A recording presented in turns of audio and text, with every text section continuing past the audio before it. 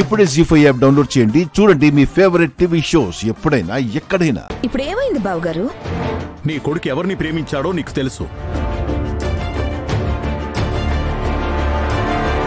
ఎవరితో జీవితం పంచుకోవాలనుకుంటున్నాడో నీకు తెలుసు.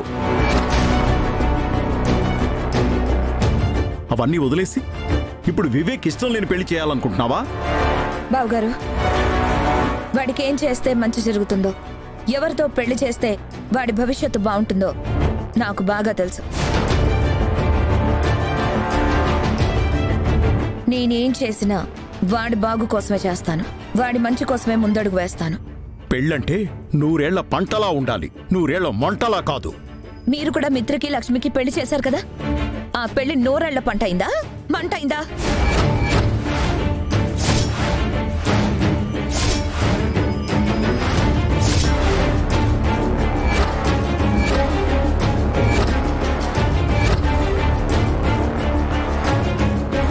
ప్రపంచంలోనే ఉత్తమ కోడల్ని తీసుకొచ్చి మిత్రకిచ్చి పెళ్లి చేశారు కదా, ఏం చేసింది?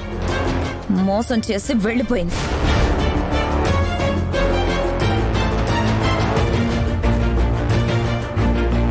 నందన్ కుటుంబాన్ని రోడ్డుకి ఈడ్చింది.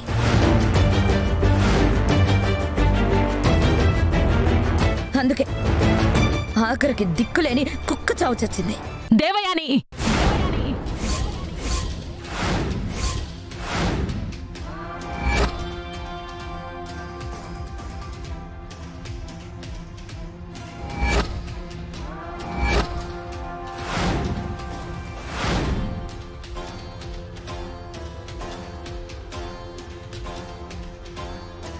ఇంకొక్కసారి లక్ష్మి చచ్చిపోయింది అనే మాట అనకు. మామ్, పిన్ని మాట్లాడిన దాంట్లో తప్పేముంది? చనిపోయిన వాళ్ళని చనిపోయిందని అంటారు మామ్.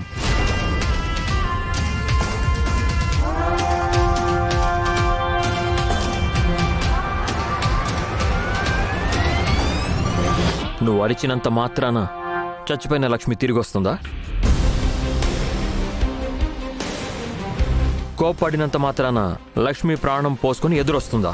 మీ దృష్టిలో లక్ష్మి ప్రాణాలతో లేకపోవచ్చు, కానీ నా దృష్టిలో కాదు.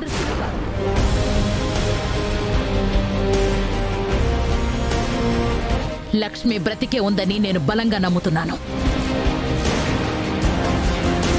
అందుకే ఇక ఈ ఇంట్లో లక్ష్మి చనిపోయిందని దయచేసి ఎవరు అనకండి. చాలా బాగుంది మో. తానింకా బతికే ఉందనే భ్రమలో నువ్వు బతుకుతున్నావు. చనిపోయిందనే నిజాన్ని నమ్మలేక ఇలా మా మీద అరుస్తున్నావు. మిత్రా, ఇంక ఈ టాపిక్ ఆపుతావా? చూడు దేవయాని, నీ కొడుకు పెళ్లి కాబట్టి నీ ఇష్టం వచ్చినట్టు జరిపించు. ఒక్కసారి నిర్ణయాలు తీసుకున్నాక, నీ ఇష్ట ప్రకారమే జరగాలని నువ్వు అనుకున్నాక మధ్యలో మేం చేసేదే ఉంది? మేమేం చేయాలో చెప్పు. ఒక పెద్దనాన్నగా పెద్దమ్మగా మా బాధ్యత మేము నిర్వర్తిస్తాం, అంతే.